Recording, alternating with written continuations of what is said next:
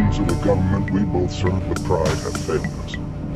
They have lied, withheld secrets, acted in their own selfish interests at the expense of their citizens. And don't believe anyone who tells you this all began in Roswell in 47. I'm convinced now that whatever I've glimpsed or encountered and spent my life tracking has been with us since humankind came down out of the trees. It is not something out there, in President's words. They may well have once been our neighbors from some distant star, but I believe they were here before us. I believe that were we able to look deeply at the whole of human history, we would see that they have always been.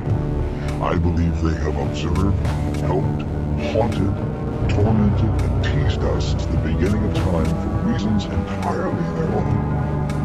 I believe that they are a multitude, and that their true nature is singular and energetic, not physical, evolved in some way light years beyond our ability to understand, and as a consequence, our limited, linear sense of time means nothing to them. A few of us were chosen for some strange purpose, to learn more about them, or perhaps for other reasons. I believe their presence fills more than the skies or these woods. They lie at the root cause of every extra-normal or paranormal experience our species has recorded.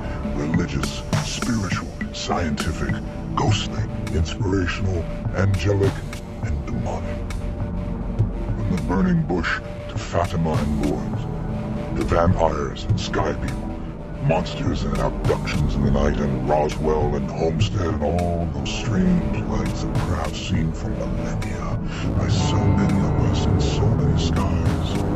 I believe all these phenomena that our puffed up egos and busy ant minds persist in trying to label, categorize, penetrate, and comprehend, all spring from this same uncanny source. This is the mother of all others. Ever able to set our eyes on its ultimate nature, we would find it as foreign, incomprehensible, and indifferent to us as ours would be to bacterial microbes swimming in a drop of water. These final truths you must never forget. We are utterly incapable of knowing their true intent, and their true intent may not be to wish us well. It may be that they're here to guide or even aid our evolution. It's equally possible we may matter no more to them than those random protozoa in our tap water do to us. In other words, by our meager moral definitions, they may be both good and evil. And those precious distinctions of ours mean nothing to them. There may be even good and evil side at play here. We, our human race, the game. Let me hasten to add, I hope I'm wrong. This work, being chosen, has deranged me. Garland, I fear that I am right, and in my right mind. The owls may indeed not be what they seem, but still serve an imperative function. Remind us to look into the darkness.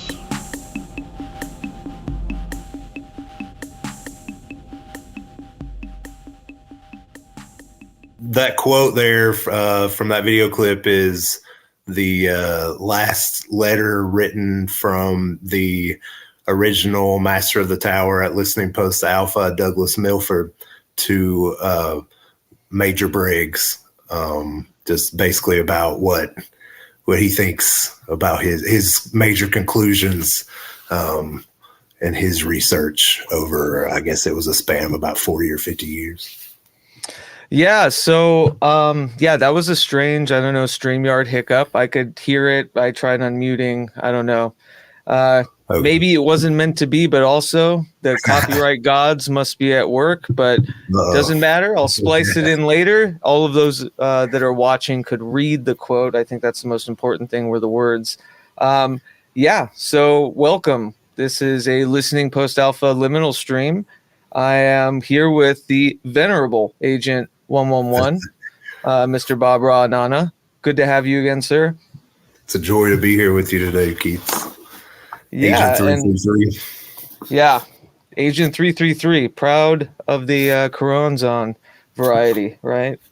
Yeah, we were talking earlier that just in my kind of space and environment, this is all but too on the noggin, I think, for me as of late in my own sort of mauve zone. And, we'll get to the Kenneth Grant and John Keel kind of correlations and stuff, but I'm really excited to talk to you again. Sorry for those of you that are watching.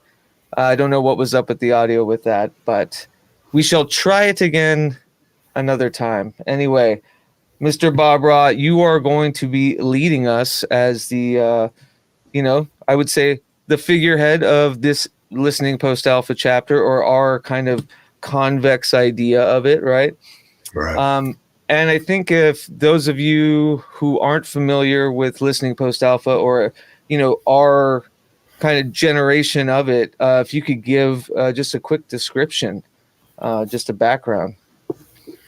Well, I'm going to go back, I guess, to what spurred all this. And January 1st, 2020, I had this experience that lasted about 10 days that I referred to as the ear apparent and totem.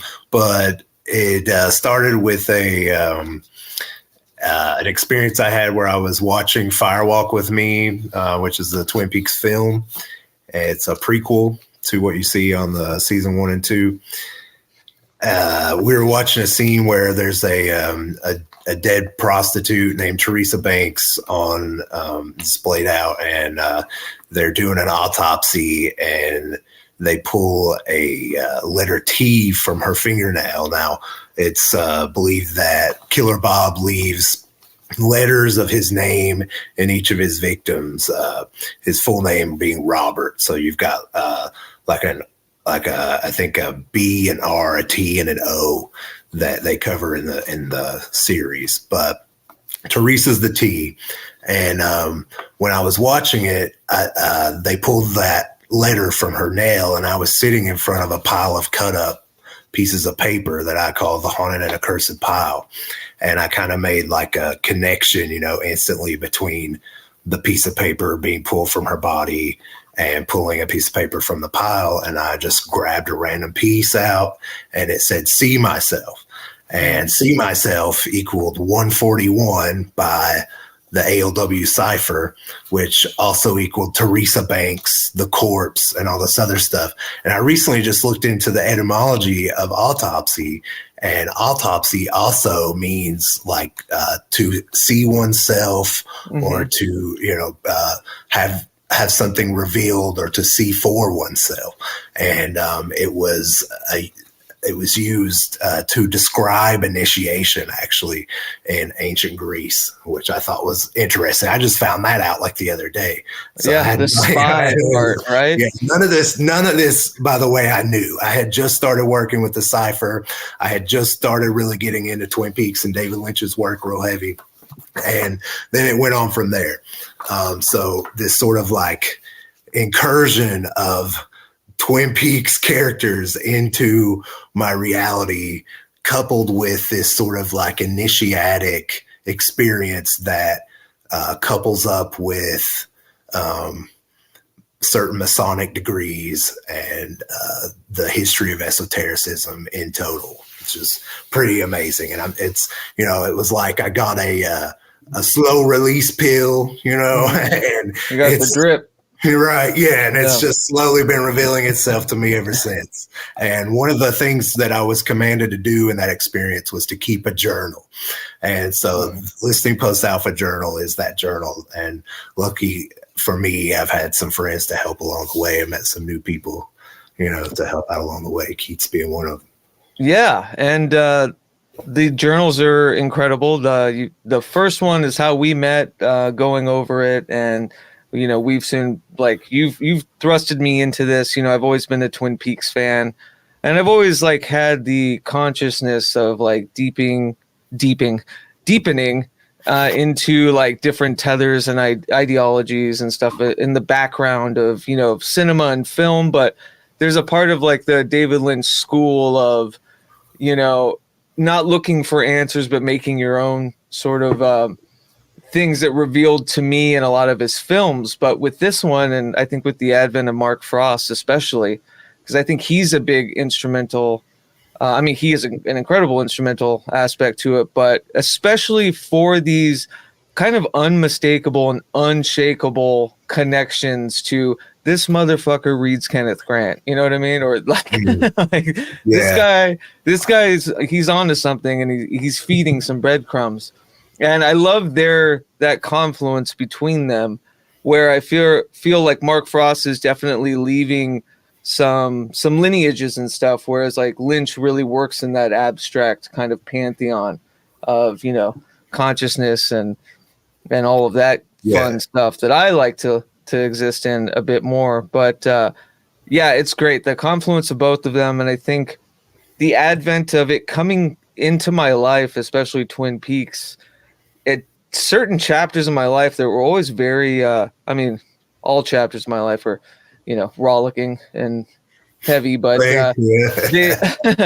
these always come up in very you know, with the inner speak, like the inner choir kind of yelling at you loud about, you know, pay attention to this, you didn't catch this before, you know, really dig deep into it. And so with folks like you and Groucho and Stevie, Sam and Stasha, like, and of course Leah, you know, it's been incredible to work within the confluence of you know, the spirit box, and like really dipping into the multitudes of, you know, paranormality, right? And also finding these tethers that I had hitherto not seen through Twin Peaks and that ideology. It's like become such an archetypal compendium of its like itself, and it just keeps breeding, you know. Yeah, I keep, you know, I'm learning things constantly, like, you know what I mean?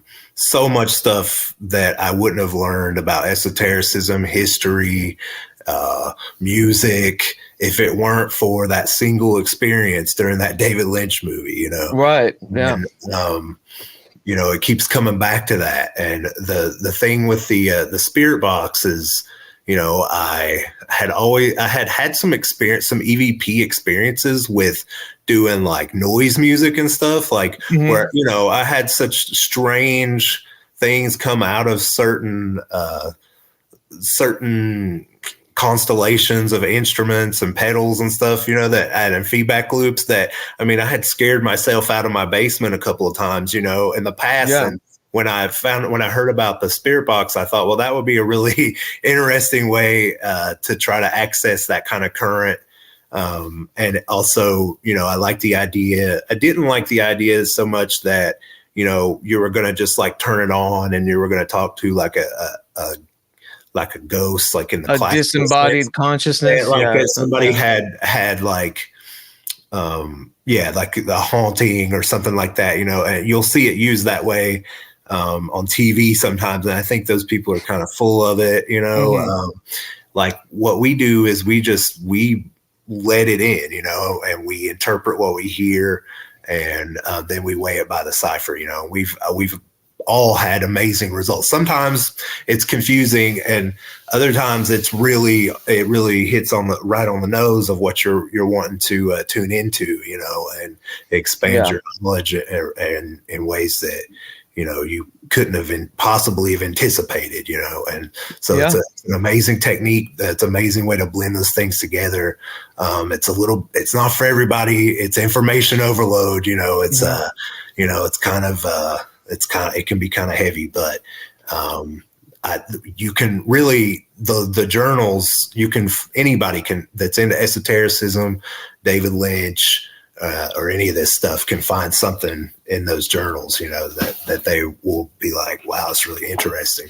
There's also like a humor and I don't know, there's just such an aesthetic quality with like a kind of lost futurism, right? There's like so many hauntological aspects, especially with the radio, absolutely. And these existing kind of forming atoms in the air that are still permeating. It's like, what's a better synonym, you know, for that than ghost, right? Or absolutely. And I mean, the idea of the ghost, that definitely makes sense.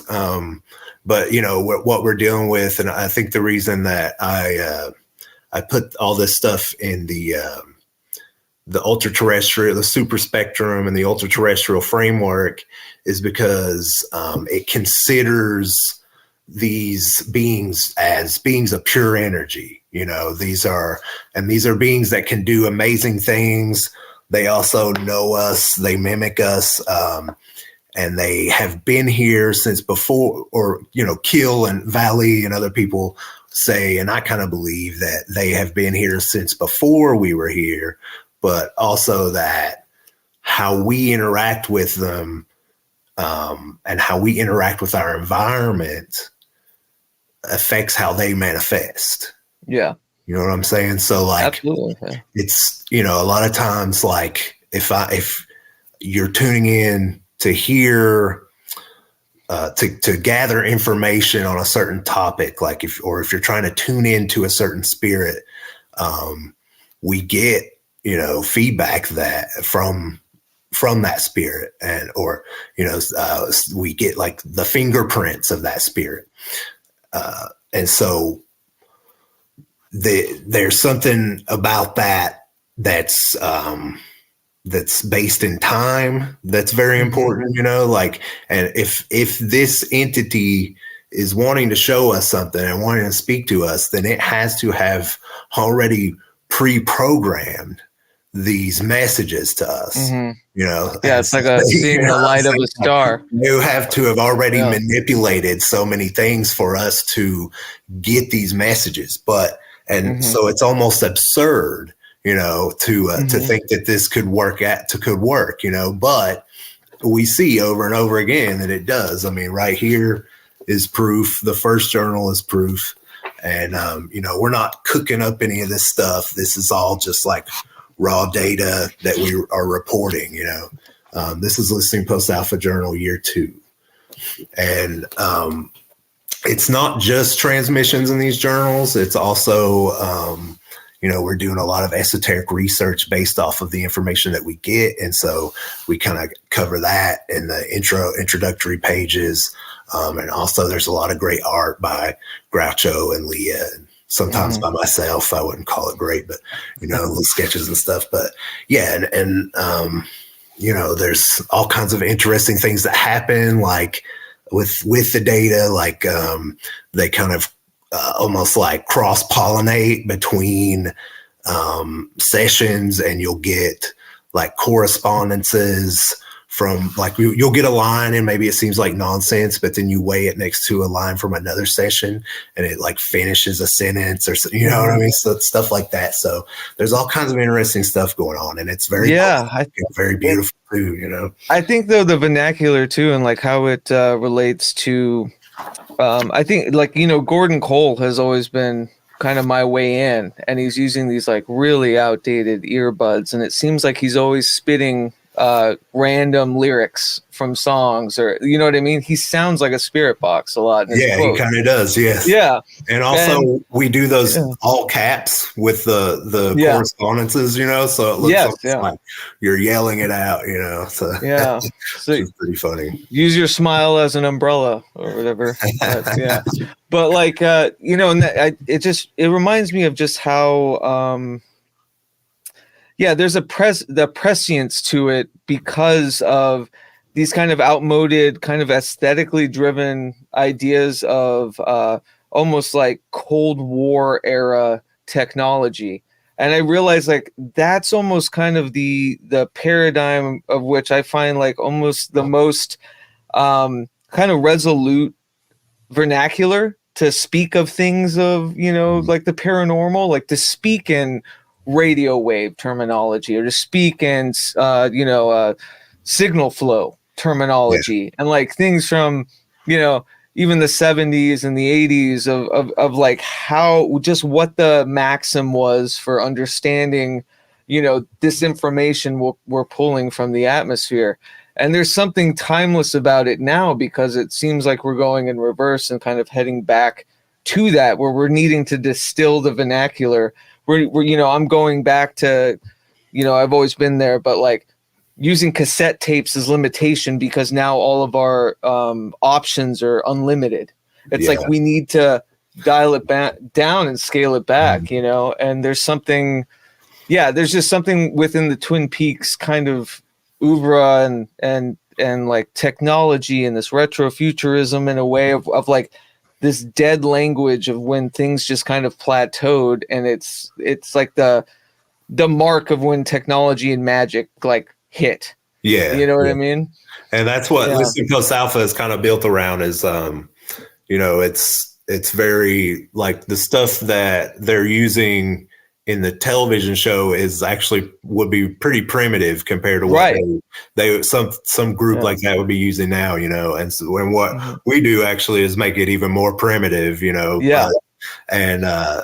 But at the same time, it's clandestine, and it's now a transdimensional group. So like we're talking to other agents, or you know, what people might call like the secret chiefs or something like that. You know, there's been a transdimensional merger between the worlds, between the real and the fictive, between our world and Twin Peaks, and between the lodges, the White Lodge, the Black Lodge, the pillars. And I think that's what I mean too, and why I bring that up is like this kind of temporal transdimensional like delocation in a sense, where it's like this junkyard of like fevered dreams of forgotten technologies that are still useful, you know. And absolutely. We're still pulling from, because it's like the you know, it's a preternatural like MacGyvering of sources of somewhat, even, you know, you could break it down into Twin Peaks, even like an economical senses and class senses, and these, you know, small town Washington, and what like a, you know, American Pie and Americana, and like the nuclear family. I mean, the nuclear shit's kind of huge within Twin Peaks. And within David Lynch, but and that being almost in this like weird afterlife of after that first, you know, atomic bomb testing, like now we're kind of this like desolation culture where like we can't catch up with technology, and so at the same time it's like we got to slow our shit down, you know. Like and you have to slow down and listen, you know. Or go in reverse, right? Find other ways. You're going in reverse technologically, and you're slowing down, you're listening, you know. And there's also this thing, all that technology that you're speaking of would be like, you know, that's how the way that these beings have manifested since say 47 have been through some of these. It's been basically either kind of like a manifestation of technology that's yet to be birthed, you know, or people seeing actual technology that's secret, you know.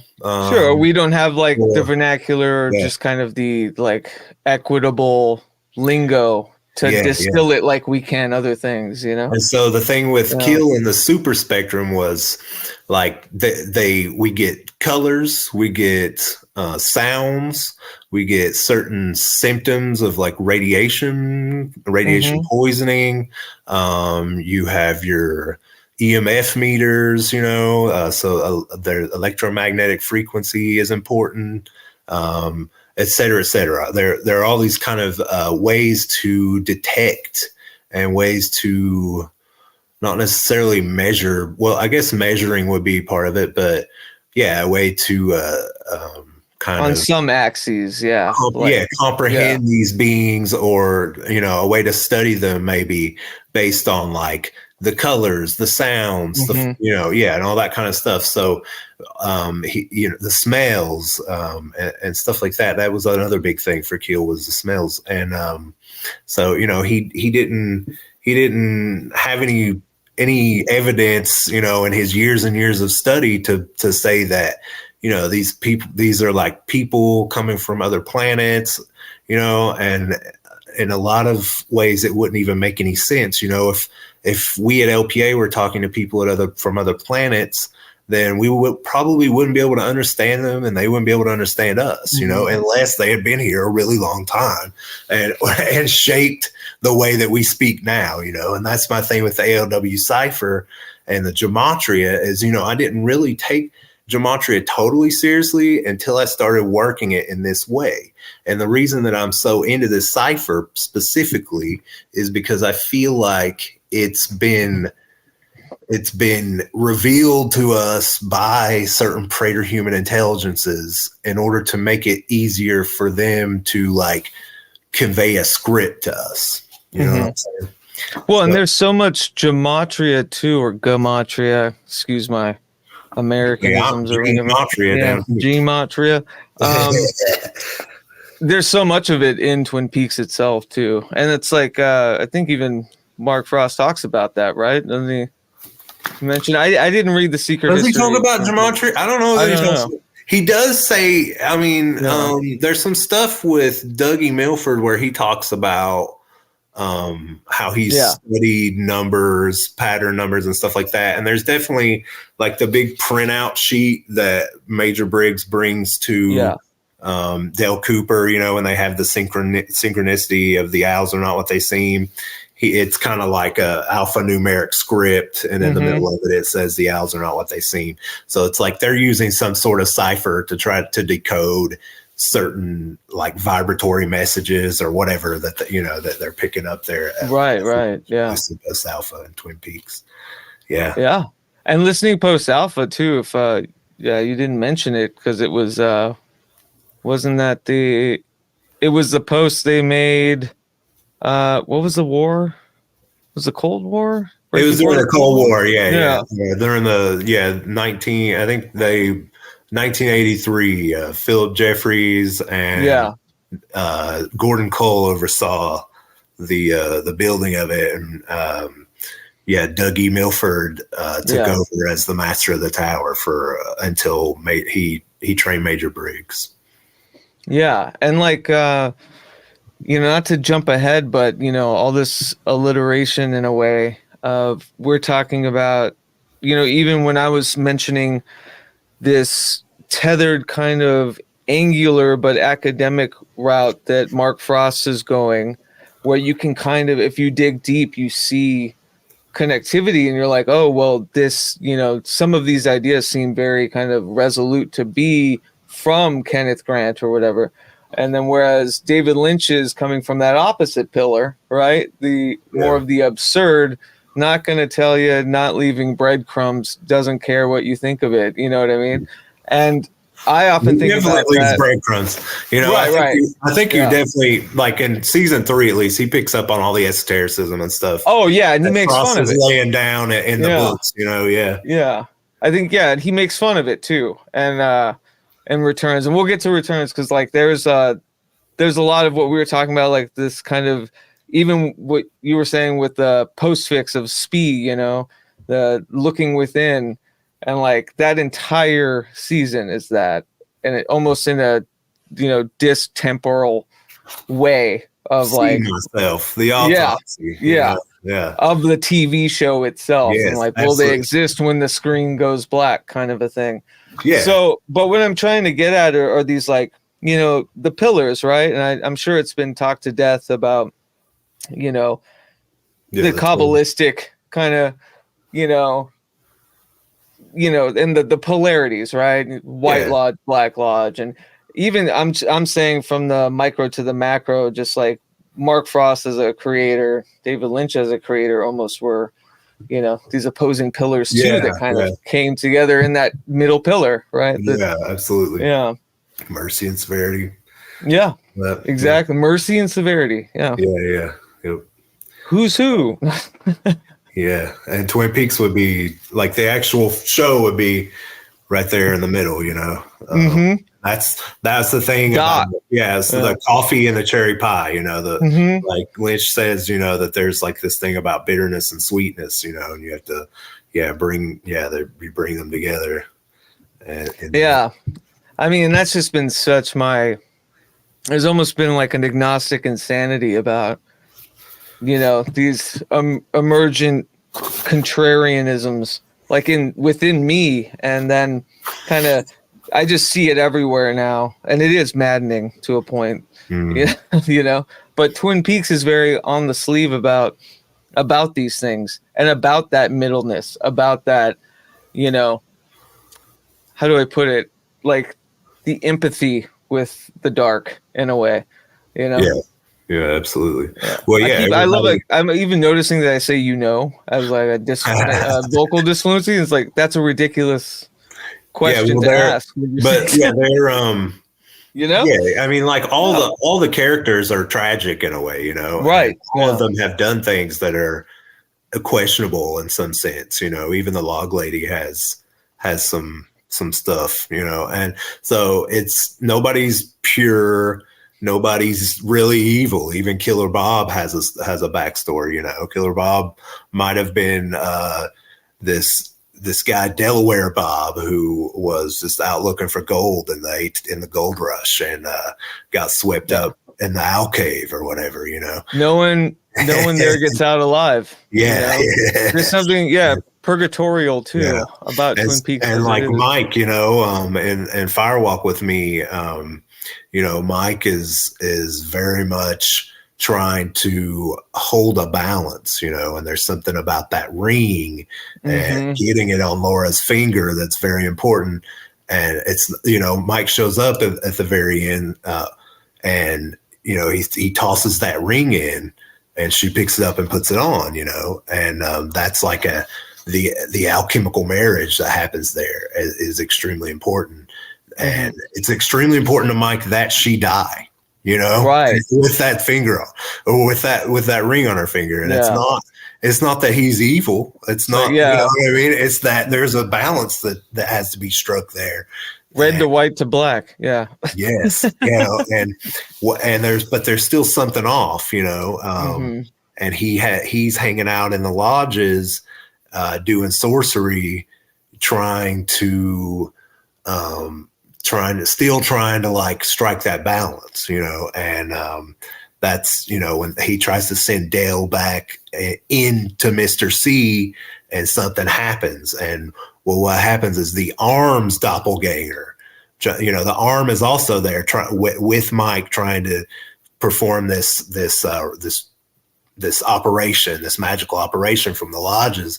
And when Cooper tries to enter Mr. C, the doppelganger of the Arm intervenes, you know. So, and then you have then there's a huge rift in Twin Peaks, and that's, you see all this terrible stuff starts bubbling up in Twin Peaks. And, you know, it's I think what Lynch is probably trying to say there is that the problem really is the desire to bring back Laura in the first place, you know, the desire to bring back Twin Peaks in the first place. You know, when something's dead, you should let it rest, you know.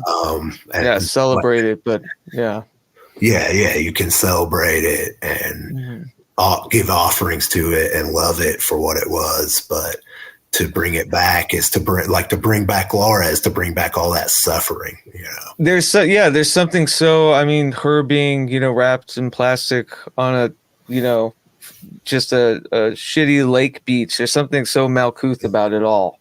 And like them existing within that, and like just that visual. Oh, but isn't that horrible? Isn't that, it's like all they can think about is her tragic death, and you know, stuff comes out later, but it's like they're always existing in this very like present sense of somatic causality, and that's what traps them, you know. And that's what happens with the audience as well. They start obsessing over who was it. Well, so wait, who killed Laura Palmer? Well, it was a MacGuffin in the show, you know. It was like we're using Laura as a way to get at all these other issues that people have in society. You know, we're trying to make a deep show and all this. So it's like, so the people basically, like, people's lust of result ate up the show.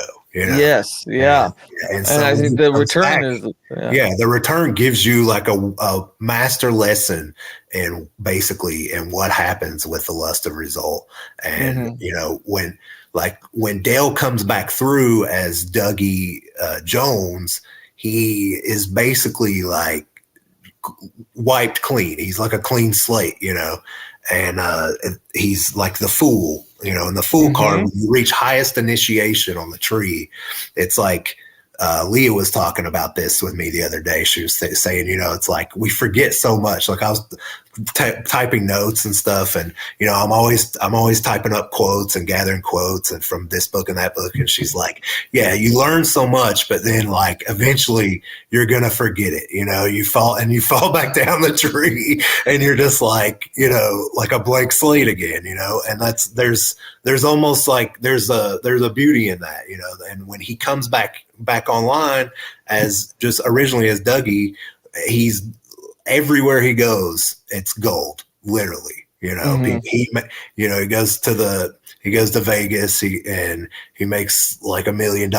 He pays off all his debts. He makes his wife happy. He makes his kid happy.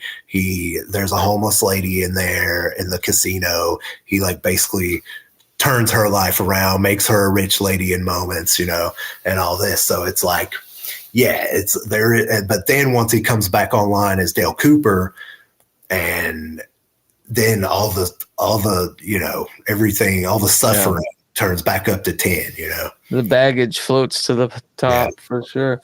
That's funny too. I've been like in this kind of constant understanding of my own like ability, this kind of almost inherent or innate ability to forget epiphany.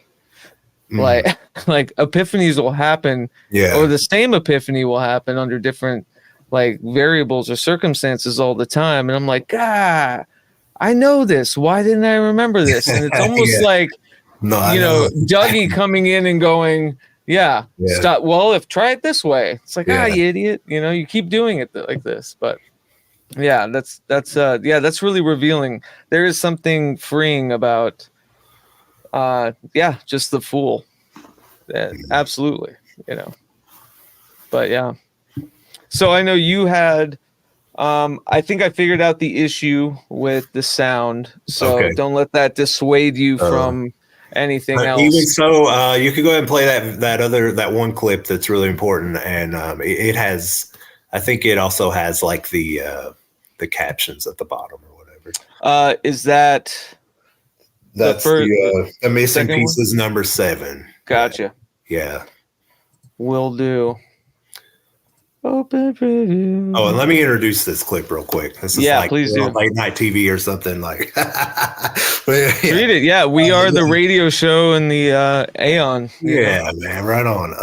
The link between the ultra-terrestrial superspectrum, something Kenneth Grant calls the Ophidian current, and the entities of the television show Twin Peaks are wait, let me start over. We're doing a brief overview of an exciting topic today. The link between the ultra-terrestrial superspectrum, something Kenneth Grant calls the Ophidian current, and the entities of the television show Twin Peaks. Before we get into any of the specifics, I would just like to play a short clip from Lynch and Frost's Twin Peaks, The Missing Pieces, which is a companion film to Fire Walk with Me, made from scenes that did not make the original cut. I feel like this scene really encompasses the overarching theory I'm trying to put across, which is that the entities of the lodges in Twin Peaks, like Killer Bob, the Arm, and the Jumping Man, are ultra-terrestrial in nature, meaning they are entities of pure energy that are evoked through and manifest out of something called the Ophidian current.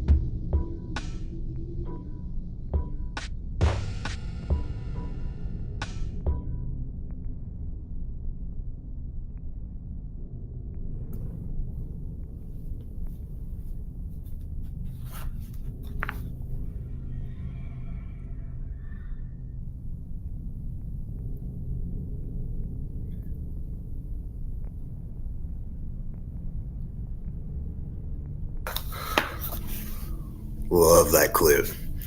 And that was originally from the scene with where Philip Jeffries busts into the FBI headquarters and makes his famous speech to Gordon Cole about Judy and how we all live in a dream. Yeah. And so why do I think that's really important? Well, first of all, I think it shows that this film is really working from that ultra-terrestrial framework. And I guess before we go forward, I'll just go ahead and kind of give some basic definitions of that word ultra-terrestrial, because it's a word that gets thrown around a lot now. It's kind of like a hip term, but I don't think many people are really engaging with what it is and what it means and where it comes from. The actual oldest instance of anybody using that term that I found was in a Irish newspaper from like the 1800s, and it was actually just used to mean like ultra. It was they were talking about meteors and meteorites, and they were calling them ultra-terrestrial objects. So what they meant basically was what we would think of as an extraterrestrial object, or a object like outside of devastating. Yeah, and that too. Yeah. The ultra. Instead of extra, there is like an added dimension of meaning of the word ultra, that it's like more than, or like big or but as a meteor, like world ending. I like that. Uber. And it's also in a way, a meteor is also kind of like an earthen sort of a rock, in a way, you know, something that we it's the Jason X of Earths. Is that the one where he goes into space? Yeah. Okay. Yeah. I think his name is Uber Jason, actually. But so in short, ultra-terrestrials as a group of beings are beings of pure energy, and this was coined in Keel's 1971 book, Our Haunted Planet, in a chapter called Mimics of Man, which is very Twin Peaksian, I want to read this quote from, let's see, what is this from? This is from the Mothman Prophecies. And I think this gets it, like, this is the most precise quote that he's got on this stuff. He says, "My long and very expensive excursions into the borderland where the real and the unreal merge have failed to produce any evidence of any kind to support the idea that we are entertaining shy strangers from some other galaxy. Rather, I have come to realize that we have been observing complex forces which have always been an essential part of our immediate environment.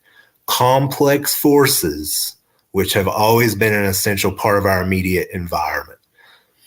So these are things that you could measure on a scale or on a spectrum, Instead of thinking in terms of extraterrestrials, I have adopted the concept of ultraterrestrials, beings and forces which coexist with us but are on another time frame.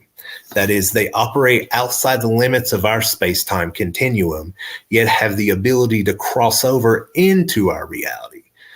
This other world is not a place, however, as Mars and Andromeda are places, but it is a state of energy. And then he goes on to talk about the ultra-terrestrial. He wrote a whole book about the ultra-terrestrial superspectrum called The Eighth Tower. And he defines the best definition for the superspectrum that he gives, because he tries to keep it kind of abstract. He has some diagrams, some scales, that he's trying to work with. And I think he would have done better to maybe go back into occultism and to look at, the Kundalini correspondences and the Tree of Life and all that. But he, for whatever reason, he seems to have it out for occultists. But the ultra-terrestrial superspectrum, he says it's a hypothetical spectrum of energies that are known to exist, but that cannot be accurately measured with present-day instruments. It is a shadowy world of energies that produce well-observed effects, particularly on biological organisms. So we can see the effects of these energies, and we can see them manifesting through the energies that we know, right? But ultimately, we cannot get to to the actual source of, of what's making these measurements. It's like the fathomability paradox. Yeah, this superspectrum is the source of all paranormal manifestations, from extrasensory perception to flying saucers, little green men, and tall, hairy monsters. It is hard to pin down scientifically because it is extra dimensional, meaning that it exists outside of our own space-time continuum, yet influences everything within our reality. And so you see this in this video, that in this clip we just played, that certain people can see what's going on. And there's certain ways to experience, and we experience these phenomenon and these entities maybe as little green men, as big hairy monsters, as you name it, right? Fairies, ghosts, demons, angels, and it even seems like we have the ability to create them, tulpas, egregores, etc. I gotta say, like, Killer Bob in that scene is always, you know, the fury of my own momentum. Like, that is the human condition. That seems like the, you know, it's the vector of the human experience, is that, you know, everything is I, is subjectivity. Like, you've met me, you know, at my most focused of self, and it's like that is the, you know, the egregore for the human experience, especially against these things that we can't understand or fathom. Doesn't matter to them, you know. Focus will, you know, burn all forests, sort of a thing, you know. Yeah, and there's something to be said about that. The next line is fellow victim, you know. And it's like, yeah, that's you know, you start out with these beings, they travel through electricity, and they make use of electrical instruments and things that we access through electricity in order to travel and speak and whatnot. So yeah, and it just so happens that since we turn the light on, in that sense, we might have signed our own death warrant on this planet. You know what I'm saying? So sure. You know what I'm saying? Yeah. It's like death, you know. Yeah. And so, you know, with global warming and whatnot, you know, and climate change. But yeah, so with, so Twin Peaks has a diverse population of these entities, you know. And in this video, you see the woodsman, you see the arm, you see Killer Bob, you see the jumping man, who is the little guy with the white mask on. And I heard somewhere that David Lynch had actually told that guy, like, look, you're this is what you do. This is what you wear. You're a talisman. You're a living talisman. So David Lynch is definitely doing some magic there. And also the young boy and the grandmother, that's a self-reference. That's his son. And that's a self-reference to his first film, The Grandmother. Now, yeah, and so there's one of his own doppelgangers there, you know. And I love it. Dressed as him, hair slicked as him. Yeah. And then you also have you know, like talking logs and you know, elemental, like Killer Bob's an said to be a fire elemental. You have giants, you have enchanted owls, you have UFOs, angels.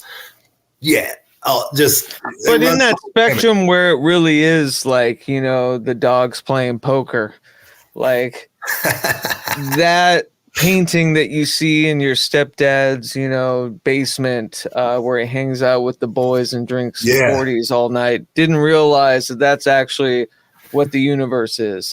Right. And it's the dogs playing poker. It's sort of scary, you know. It's like, you know, in that scene, you've got Philip Jeffries on the other side saying, you know, like, they were above a convenience store, you know, and it's like, it's so what, you know? It's like, yeah, there were some dudes hanging out above a convenience store, but then you see what's on the other side, like who those dudes were and what they were doing, you know. And it's like, okay. So yeah, I love it. And like to them too, like just in that whole discussion, you know, ID wed, that's like the, you know, the marriage of the pillars. It's them discussing that. Yeah. And like and you know, up and down, that's we're talking about the middle pillar. And they so if you think about like the Kundalini, you know, from pure air. And so we're talking little wind. We're getting closer to what we're talking about with the Ophidian current, where it's like you're bringing in that pure air and you're making you're tearing down boundaries in your body and in you know, in your metaphysical space, and suddenly you're literally sucking in star ash. Yes. That's beautiful. Yes. And you're making yourself more susceptible to these sort of experiences, you know. Right. Yeah. And I was reading Grant right before we came on, because, you know, Grant, he's tricky as fuck. And that's why people get frustrated with him, is because he works with these very like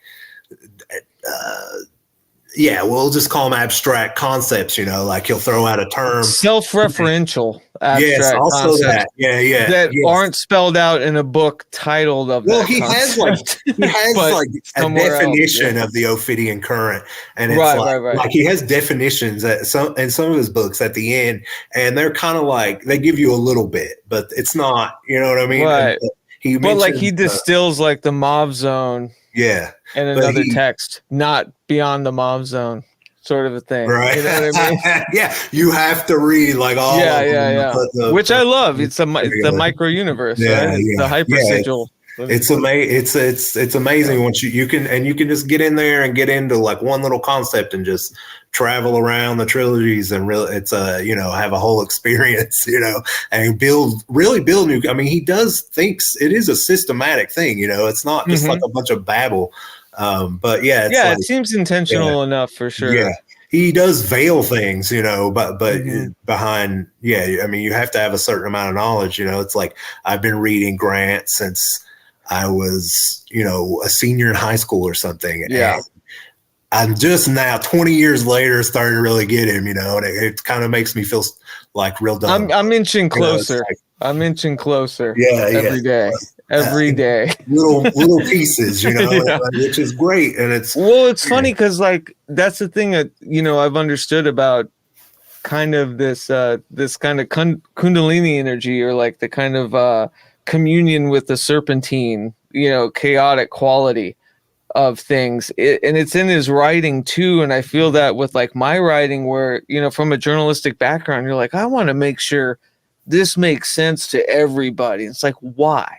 You got to organize some chaos. Like, you can't silence yourself by over explaining. Yeah. Exactly. And that's never, like I said, like with the See Myself event, when it happened, I thought, I've got it. I know what all this is. I know, you know what I mean? And then it was like, then I find out that I hadn't even read Mark Frost's books. You know what I mean? Yeah. And it was like, there's a whole tundra of shit. Yeah. And, I came out with all this writing right at the beginning during COVID, and COVID happened right after that. And I was unemployed and I had all this writing, and now I go back and I'm like, I don't know what, like I was just, really trying to get in. But we're back again to like the Fool, though. Do you feel silenced by your own understanding that other it's like people were? Yeah. It's like I always feel a little naked doing this kind of stuff, but I also know that like I'm propelled for some reason to do this, and it's important to get this stuff out. It's not that I'm like it's all me, it's all mine. I'm the big genius. Exactly. Like, these are things that I've noticed from this experience that I want to share. And everything that I tell you, any bit of information I'm giving you, I'm also giving you like my ignorance, and if you I want that bare brand spanking new, glassy butt cheeked baby in the wind. Like I'm starting to realize, like, once you get into like the vernacular and like you start digging those holes, it's like, a lot of people have thought these things are similar, not the same, similar. And then I feel arrested to lexicons and verbatim and terminology. And, you know what I mean? And like really over explaining, it's like, shit.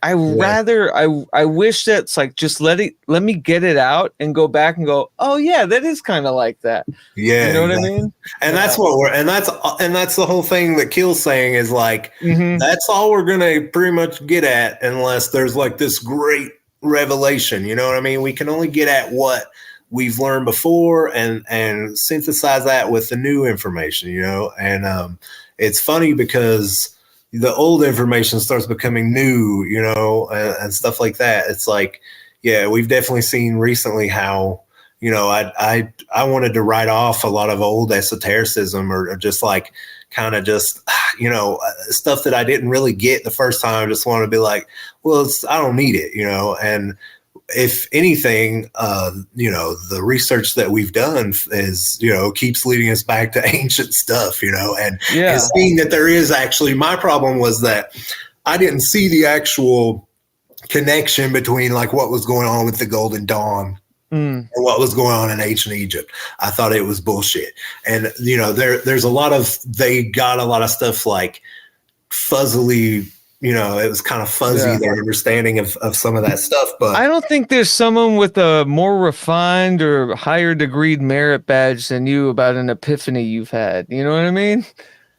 It's like I appreciate that. Yeah, no, like it's like how it comes to you and how you verbalize it. I think that's like, that's the wealth there in that. And it's just gotten, I mean, we can be here all day with just a culture and hierarchical understandings of, whatever. It's like, it is not, it is the same essentially in the macro, right? The 100 million light year degree viewpoint of what we're talking about. And I do enjoy that, but I hope that everybody reads that or reads anything understanding that this is the micro coming from a personal experience, not, in a web of, academic standardization or whatever, you know what I mean? Yeah, I think it nullifies it. And that's what I love about Twin Peaks, though, about the lore, too, because, it's not. I came across it a lot as a Twin Peaks fan. I'm just not really a fan of like things. And I think that's like I am, but that word like bugs me. And maybe that's more telling about me. I think I'm the same way. I understand what you're saying. It's like that's why I was sitting there watching Firewalk with me with a bunch of projects in front of me. Right. That's where the confluence comes from, is the fact that I do now, but I don't usually focus on films.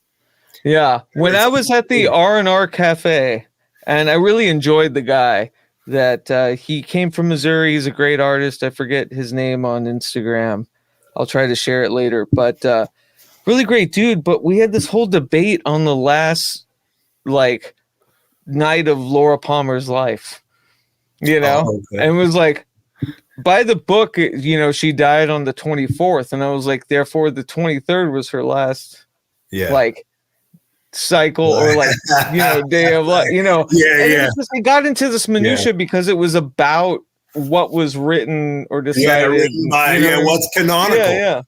But for me, I think that's great, because that's what I'm trying to push, is right. Twin Peaks as a mythos, so exactly. People are so into it, that I think that's really fun.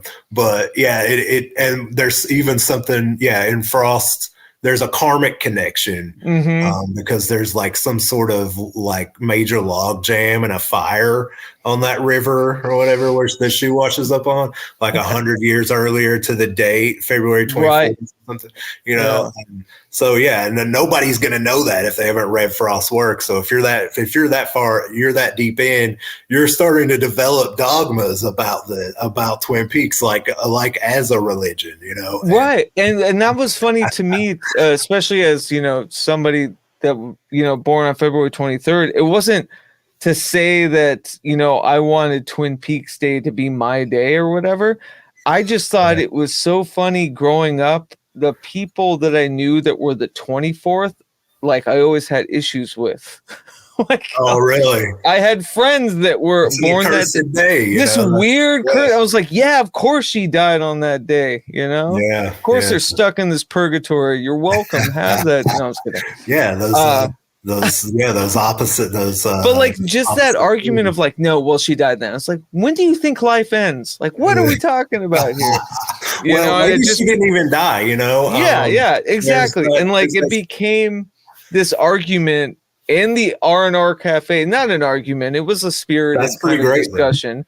But it became this discussion about what do we value life? What is the last day of life? Do you think the act of death itself is the end of life? It just bridged all of these amazing discussions, and you had the full pantheon of folks that really love Twin Peaks as far as a pop culture thing, and they like it for that, and that's beautiful and that's awesome. You have folks that dig deep into the lore and the mythos, whatever. You have absolutists about it. You have kind of egregorists about it, and it's just like it's bred this beautiful prism of weirdos and witches for sure. Yeah. It's, and what you're talking, and to go back to like the Ophidian current, and what I was reading from Grant today is he was saying, thinking of it in a double current way, like going up and down. He associates it with Zayn and the Lover's card, Yeah. And, there's this AC/DC. Yes. Yeah. That's funny because I heard AC/DC like 3 times today. Oh, I was thinking more of like I was looking for it like a Jacob's ladder or Tesla coil. Yes, exactly.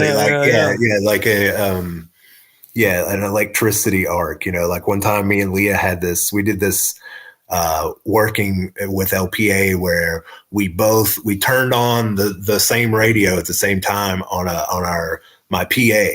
And we both listened and recorded what we heard. And there were some points of intersection, but it was mostly different. But one thing that we both got was electricity arc, Yeah.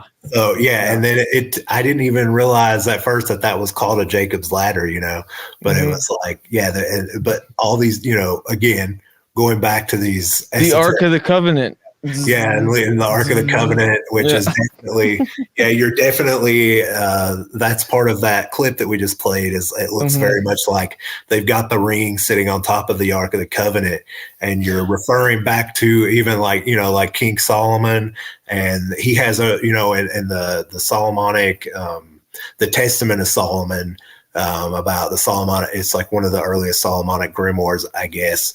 You have to have the special ring.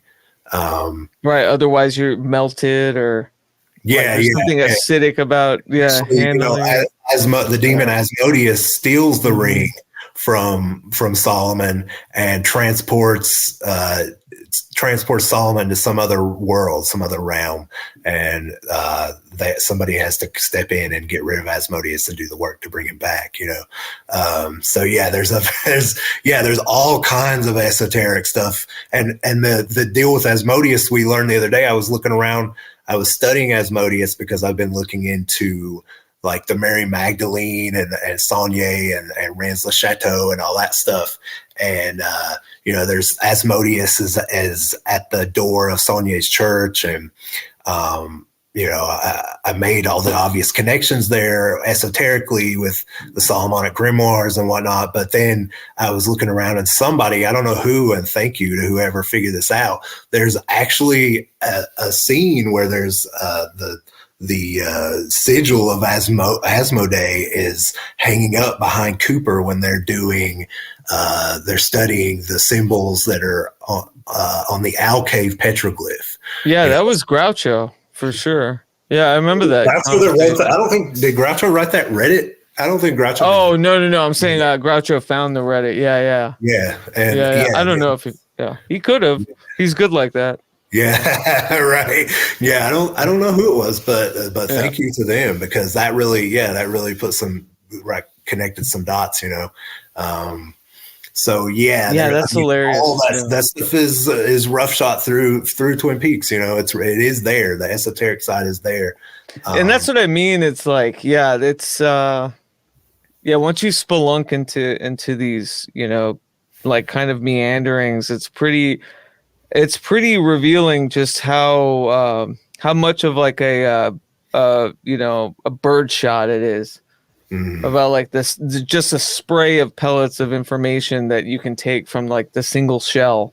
And I do feel that, Mark Frost, I mean, I'm sure Lynch is too, but like, I can't get over the polarities of them and just how they interpret and chasm it. And it's a perfect, like, Jacob's ladder. If they're down here, right, it's a perfect Jacob's ladder to the spectrum of electricity between the people that are, resolving what the hell that spark that they're putting up. Yeah, absolutely.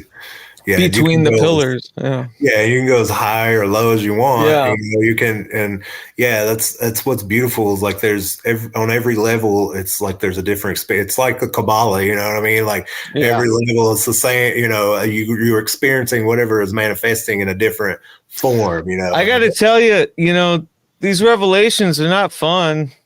Not always. I mean, sometimes though, we're having fun. No, I'm just joking. But I was like, I can't do anything with it. I'm not going to bet on black now that I know that everything's gray. You know what I'm saying? You're right. True. I'm kidding. But but like there really is. It keeps going. I was talking to Mary the other day, and I was like, I finally realized like the dramas of the human experience, like these somatic things, like the alchemical process of birth, rebirth and decay, like all of the dramas and machinations, it never ends within that spectrum.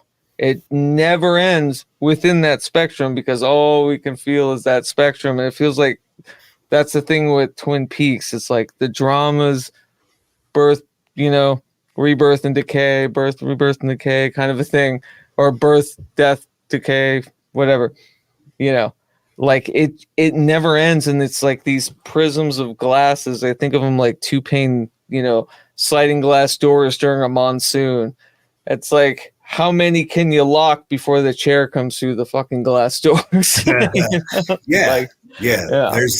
There's no closure. Yeah, there's no closure. There's no closing the circle. And it's great. Yeah. And that's like somebody was asking earlier, and I think it was Oswald, brought up the transcendental thing with Lynch. But Oswald asked, maybe I can find it. It's like, is transcendental liminal?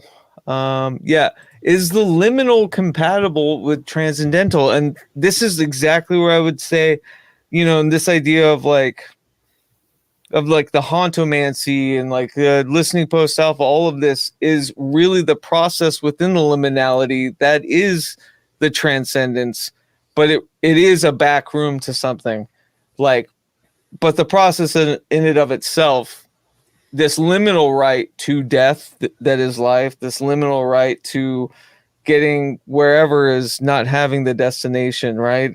So yes, like the liminal is transcendental, or it can be. Yeah. I think it's funny in popular culture that it's used as a sort of nightmare fuel. The back rooms, the liminal. Yeah. The liminal. Yeah. And it's like it can be that too, I don't think they're opposed, Yeah. I think we experience the liminal as transcendental often, and transcendental meditation or meditation whatsoever, you get a feeling of both. And I think what's going on is you're getting closer to what your brain does when you die, maybe, So it's a preparation for the ultimate transcendence of our consciousness now, which is the death, the unknown, it's the soul's fall from the jungle gym, where the dad comes over and goes, you're fucked, we're gonna have to figure something out, but it's gonna be all right. It's not that I ever had that. But we're talking about techniques now, and right.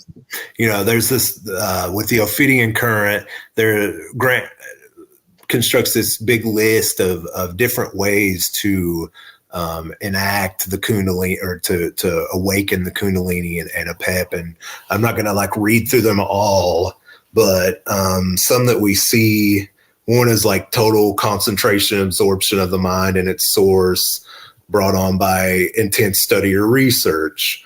And another one that, you see with Laura and a lot of the younger people in Twin Peaks is drugs and alcohol. Also shock, and you see that happens to Laura a lot. She's getting shocked a lot. The most shocking scene we see in Firewalk with Me is the scene with her and her father and Killer Bob in bed all together. I guess that's how I'm going to say that. But, then you've got like ecstasy, speed, magically controlled sexual activity is what he says. He also calls that, out of all these things, he calls that very dangerous. Absolute compassion for all created things, aesthetic ecstasy, religious enthusiasm, violence carried to the pitch of frenzy. You see that a lot. And she's experiences that a lot, like with her relationship with Leo and those other guys. You know, it's an S&M sort of base thing. And so, you know, these things are known to awaken the Kundalini. And so, you know, I am kind of working with this framework of awakening, though, where it's like you have different types.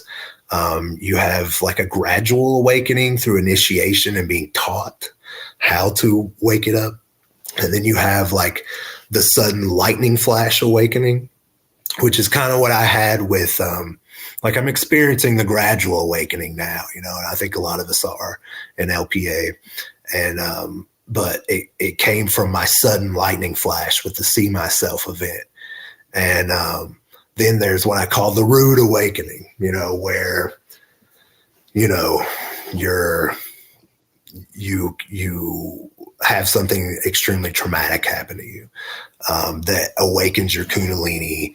And then, you know, this is like the classic problem with this kind of these techniques is that people get too wide awake, too much too fast and go crazy, blow all their circuits, you know, and you kind of see that and also possession, it becomes a problem and things like that, you know.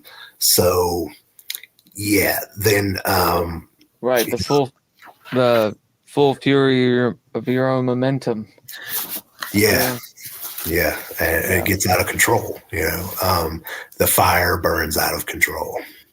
It's a very dangerous fire, as the log lady says. And you see this in a few different scenes, you know, in the scene with Laura and her father and Killer Bob. You also see it with when Philip Jeffries shows up at the FBI headquarters on the other side of that clip we just played, you know, and he's kind of like limping around and he is confused and screaming stuff that nobody understands. And he's like grabbing a guy and he's like, we live in a dream, you know.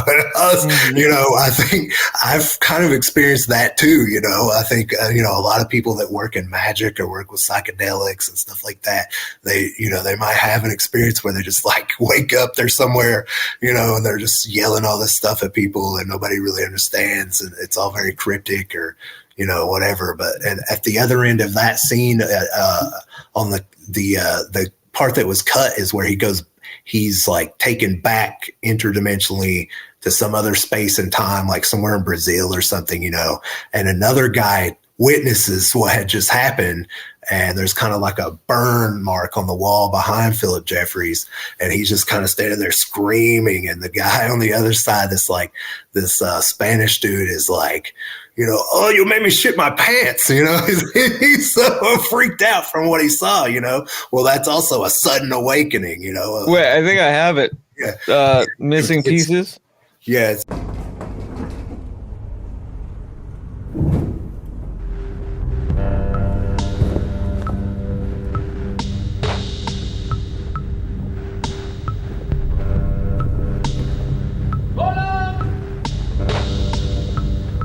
Gordon? Philip? Is that you? Philip? Cooper? Meet the long-lost Philip Jeffries. You may have heard of him at the Academy. Well, no. I'm not going to talk about Judy. In fact, we're not going to talk about Judy at all. Gordon? I know, Coop. Stand fast. Who do you think that is there? Suffered some bumps in the old noggin, eh, Phil? What the hell did he say, Albert? That's Special Agent Dale Cooper. Where in the hell have you been, Jeffrey? I sure as hell want to tell you everything, but I ain't got a whole lot to go on. But I will tell you one little bitty thing. Judy is positive about this. Oh, interesting. I thought we were going to leave Judy out of it. Albert, sit down, Jeffries.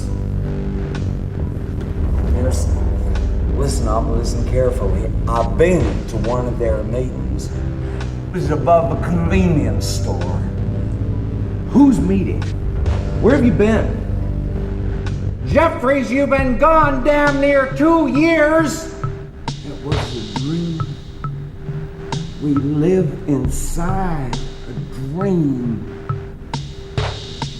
And it's raining post-toasties. Hell, God, baby, damn no! I found something in Seattle at Judy's. There they were. And they sat quietly for hours. I followed.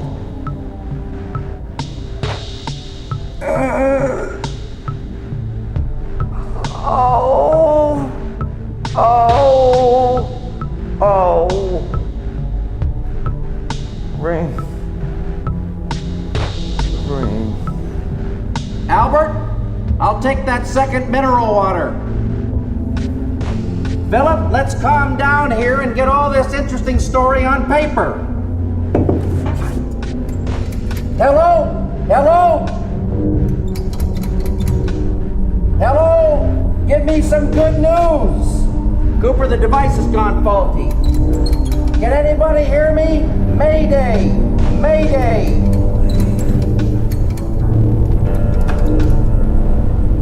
February 1989. What, am I alone in here?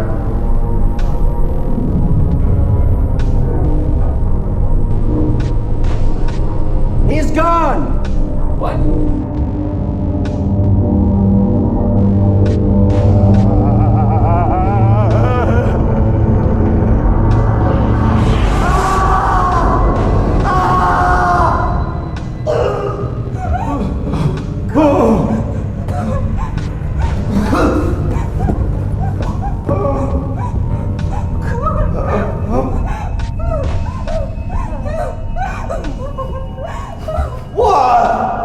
Mr. Jeffries! Oh, the shit that come out of my ass. Santa Maria, where did you go? ¡Ayúdeme! ¡Ayúdeme!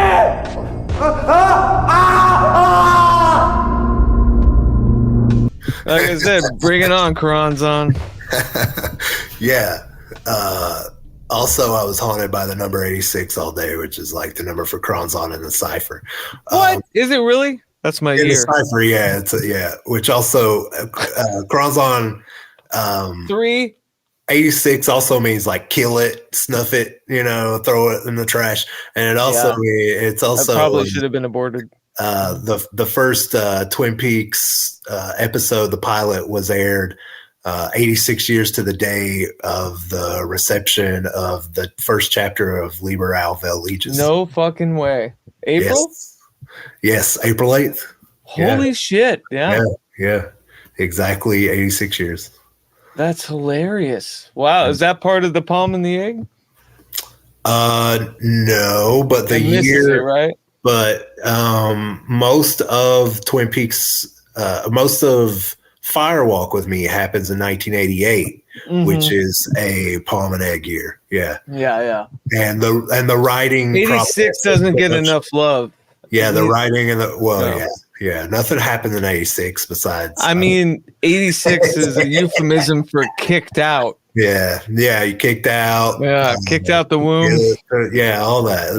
It doesn't get enough love numerologically for sure. It's a big one. And in the cipher, it's a big one too. It equals Kronzon. It also equals like tree. That's so funny. Aethers, all that kind of stuff. But yeah, that was a perfect place to get kicked off because like the last thing we saw was Gordon, all the lights and the devices going haywire, and Gordon Cole screaming, "Cooper, all the devices are going haywire. None of the devices are working." He's trying to make a call out, Look, man, I don't need Killer Bob in my life right now, all right? Yeah, that was really something else, Yeah. No, I get it, though. No, it was too appropriate. I wish I screenshot it.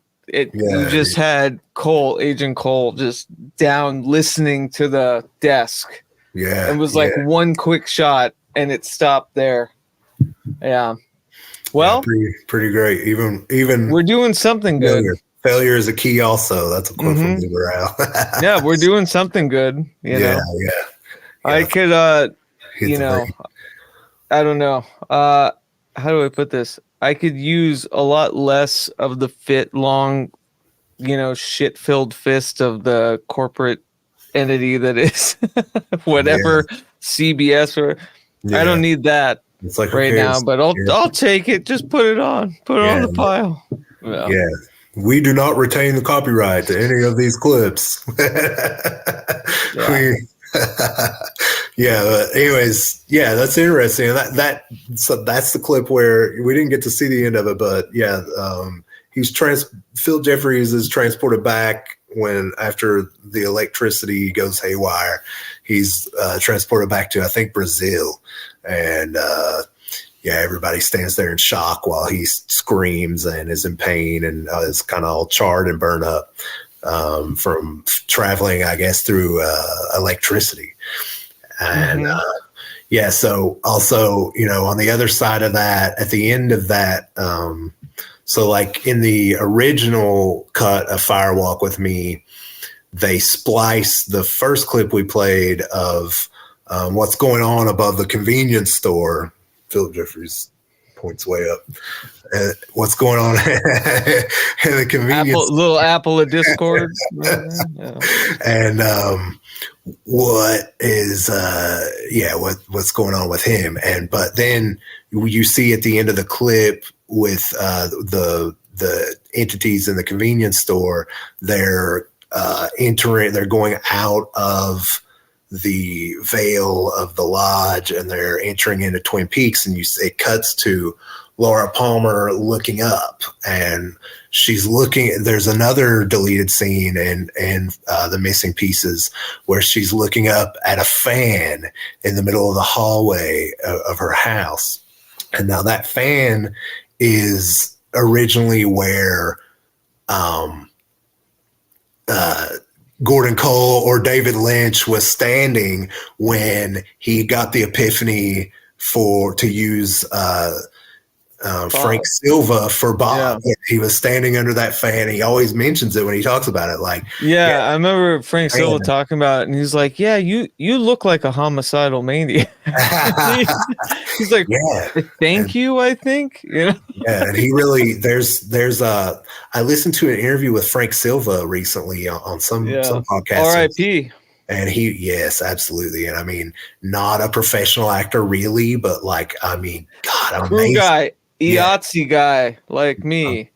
Big love to Frank Silva. He was amazing in those shows in that film. I mean, it wouldn't have been Twin Peaks without him, And that's what's kind of calls to the process. I mean, it's so many layers of meta right there underneath that fan, that it's just insane. It's a crossroads point. It's like a transdimensional, and this idea of people are like Josie gets stuck in the what is it, like a doorknob or something, people are like, that's so stupid. But it's like, you have those sort of experiences where things that are very mundane become suddenly enchanted, and like a mile marker of the creative process or of something even worse, So it makes sense if you think about it in this sort of this ultra-terrestrial superspectrum framework, and I guess that's really my point. That's about all I've got, for tonight. You got anything else there, Keith? All it's like, and closing argument. Okay, argument. Fans are magical. no, not much, and I don't want to keep you much. I did love though. That's brilliant. Just as somebody that can displace myself and kind of see the absurdity of like all of this and letting go of it. I think there was a time. I think there still is that I wrestle with about the minutia of things where I can put too much intent on things and get very obsessive. with intention. And I'm realizing that like part of the charm, I think, or something like in these ruminations about the absolute and the inherent, right? The absolute beyond itself, like to its absolute point, or the inherent, just like whatever this is, or whatever vector this can be. There's such a chaotic principle to it. And yeah, that just like, it charmed me that it broke down and shut down. And I just see, just in the corner of my eye, like Stasha and Sam going, oh, I hope they downloaded that. I guess it's not here anymore. I was like, wait, what happened? You know? And it's just, it's perfect. And like, the devices aren't working. Everything is okay. You know? Yeah. It's so funny because it really is. I think when I get lost in the agnosticism just of self, I think of myself separate. Then I think of myself as like a solemn, individualistic like ether that is fighting this like orgasmically connected big fist that is corporations or, you know, anything that gets you down in the day. And I think that's a human condition, right? We always think like that. Let alone, you know, we still put rings on those fingers. We still, you know, we do what we can just to kind of keep ourselves like buoyant and surprised. And tonight was very much a fun surprise in that. And we're getting a lot of theory tonight, a lot of good stuff, but also a demonstration of how this works. It's not always like, you know, it'll fuck up your plans sometimes.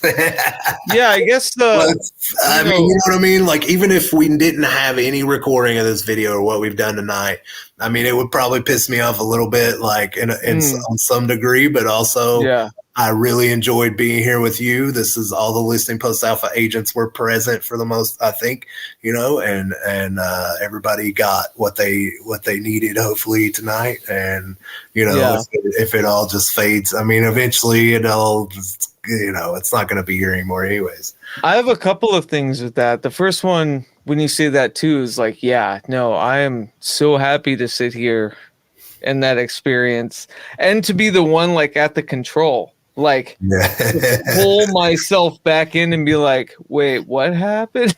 Well, tonight you said that Gordon Cole was your spirit animal, you know? Yeah. I mean, and he kind of is. He like, I really do feel like he's a vector for myself within listening post alpha specifically.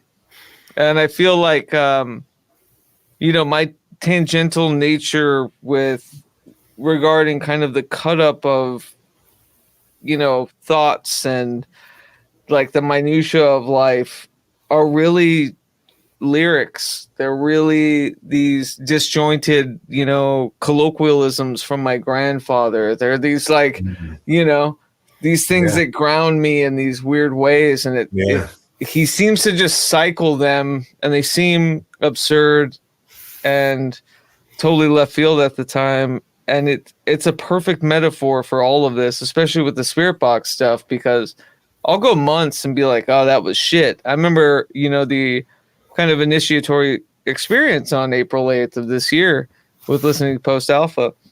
And I had that really hard one where I like, I felt like I was being played with. Yeah. And I go back months later and I break it down and I'm still kind of, I haven't turned it in because it's still revealing itself, you know. And that's the thing, you know, that's the process. Yeah, it's just, it seems to be never ending. Never ending. But as long as you're willing to listen, they'll keep talking to you, you know. Yeah. Well, and I love that too. Just like, you know, I have to say, just this kind of like, you know, this pink room, right? This purple room, this mauve zone, like it just all coalesces in such a way that there's not really much to do with it other than express your own opinion or like express your own somatic kind of existence within it.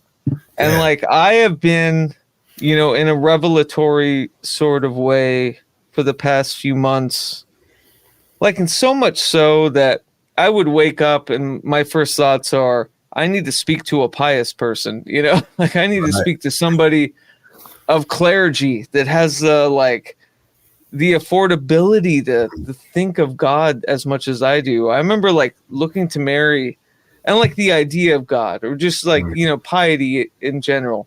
I remember looking to Mary when we were on tour, and just like, it was one of the most honest things I've ever said, and was like, no one needs to think about God this much.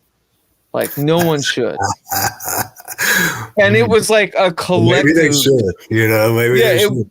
But it was like a collective buildup of my entire life, where I was like, I don't have the fountain to spit that. And how like that parlays into any kind of culture you're imbibing in, any kind of medium.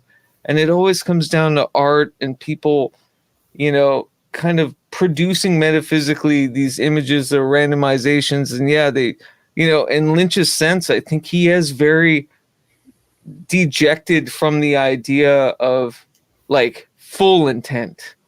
I think he's more accepting of, you know, and he is, of the dreamscape. And I have these visions. What do you think of them? I don't know. I mean, I know, but I can't tell you what it is. Yeah. So I think sometimes he knows, sometimes he doesn't, you know. I think he's just riding the waves of the ideas, you know. And but sometimes it fuses with something that he understands intellectually. Maybe, I mean, it probably comes to him in sort of the same way, you know, the LPA stuff works, you know. It's like you're taking a technique, you're going deep, and you're finding the fish, big fish, little fish, whatever, and you're bringing it back, and you're doing the work with it. You know, it's like he also is like how we kind of are like sort of embarrassed to be like fanboys of anything, you know, or whatever. Like, not embarrassed. I think I'm jealous. Really? For me, it's always like, I need to be doing work on myself. I need to be doing work. Yeah, me too. And I think I'm jealous. I wish I could just be like so into something. That's outside of like Twin Peaks was the first thing, like as far as like a pop cultural thing that really. And I don't think this is a fanboy thing at all. That's what I'm saying. Yeah, that's what I'm saying. The disparity. Yeah. I mean, in a way, I could be, you know, maybe at some level, but for me, it wasn't, because like I was like, this is cool, but like I wasn't like, I love Twin Peaks, but I wasn't really paying so much attention to it. And then once it merged into my metaphysical praxis, then it was of the utmost importance, because I knew that I was being guided to study this film as like a sort of a holy text, and that things were going to be revealed to me. I think that's the highest form of art, is one that can be used as a tool, like, you know, just completely separate from yourself and the creator.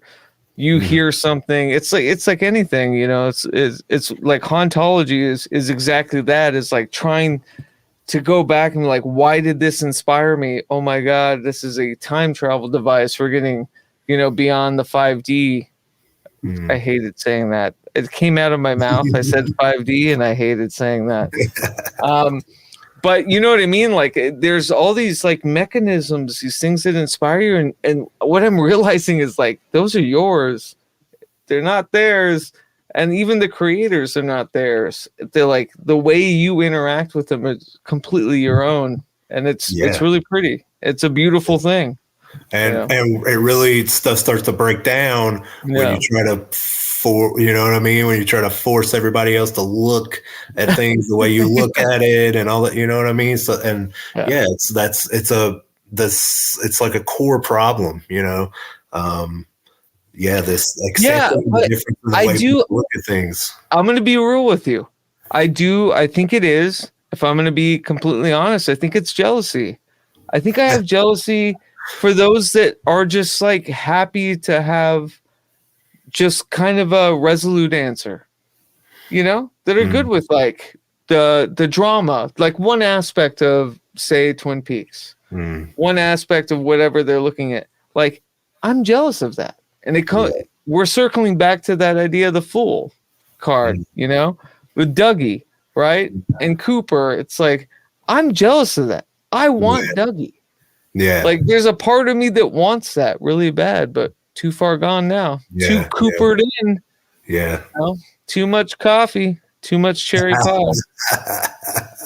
Right. Yeah. I mean, I don't know. Sometimes it's like you were saying, I wouldn't say that it's not fun, because it is fun in a way sometimes doing this work and this esoteric research, but it is fun. Yeah, I make it sound so. I mean, it is, hard. But it isn't too. You know, it can be torturous. It can, you know, like the other day. And I am conflating.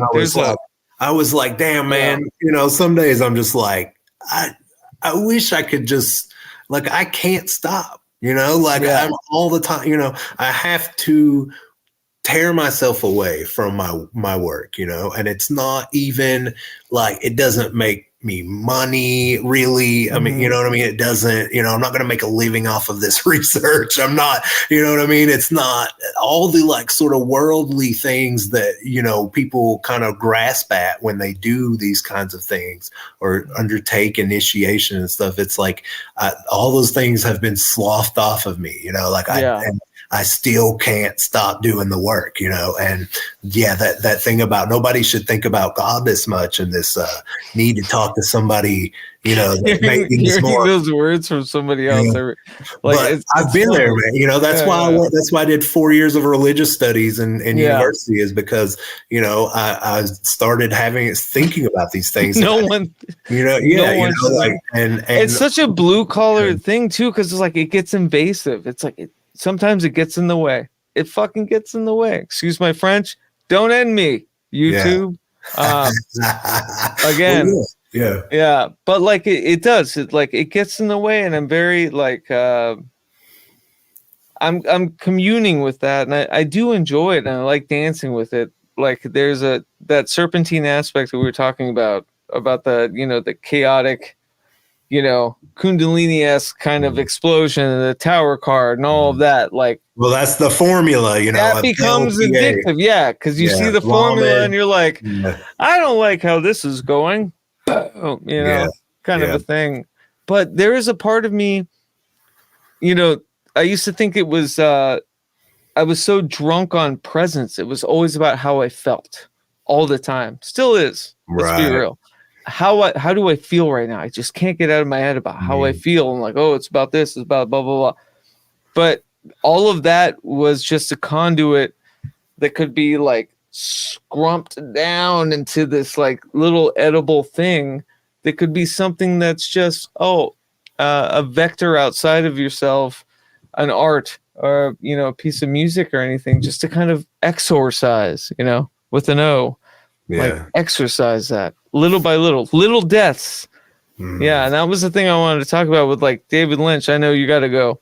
I'm not going to keep you too long, but like little deaths are so big with David Lynch. And this, like, I always pick up with smoking, you know, to me, smoking with David Lynch too, was this kind of like this mortal, transitory state of going, I know this isn't the end. I'm not afraid of the end. Little deaths every day, you know. It's this kind of like it's this like baton death march you play to yourself every day to get you ready for the parade. You know what I mean? Yeah. Like there's I feel like most of my days there's not much that's about me or how I feel anymore. You know, I've created this world for myself where it's like where I have 4 children. Right, you have 4 children. Care of them. I'm having a relationship with Leah, which intersects with who's an incredible artist. Yes, in their own right. Arts, all the stuff behind me is Leah's. And you know, we've created this immersive, this total environment together. You know, in our home. And also up, you know, down here is the chthonic realm, and up there is where, you know, we raise our children. And, you know, it's like I give my all to all these things, and there are ego gratifications to every bit of it. But at the end of the day, most of it is not about me, you know. And anytime that I'm like try to make stuff more about me and how I feel, that's usually when I fall flat on my face, you know, or whatever, you know. And so and you're constantly like with this esoteric research and this work, you're gonna feel, there's times where you can hear it coming through, like on the recording. I've been recording the workings a lot, and there was a time for a minute, back in the summer, where I was getting really frustrated. I was feeling like I'm being toyed with, and then this new influx came through, and I kind of overcame that through by getting very direct messages and coming to understand what was going on metaphysically a little better. But and it's not because like it's not for me that I was frustrated. It's frustrating because I feel like this is, I've been told to keep this journal and to the spread imprinted image of the causality of it. Yeah. And I'm like, this is so important, and I don't want to look like I'm a total skits, I want people to understand that there's something to this, and that, you don't have to be afraid to inhabit this space necessarily, that this is maybe a gateway to new expressions of religion, new expressions of spirituality and spiritism, that and it makes you so more mediated to hear those echoes. There's like just deep measured kind of response with it, where you get to celebrate it in those little deaths with it. Absolutely. These thoughts. Where like every thought can be a baton death march, or like in this multiversal idea of yourself, like all these what if I could? It's like, oh, that's fun.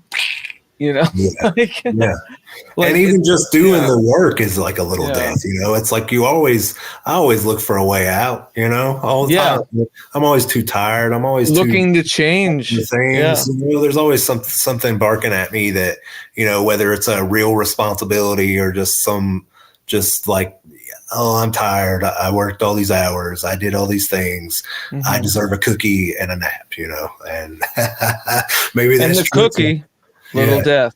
Yes. But how can we give the gift of death, as Derrida says, rather than just taking it all for ourselves in like a sort of masturbatory jouissance or whatever. Exactly. Yeah. Rock on. Yeah. Sorry, I didn't see everybody. Hello. Thank you, everyone. Sam Shadow. Yeah. Smoking. Lady Asphyxia is very cute, but clingy. I like that. Very clingy.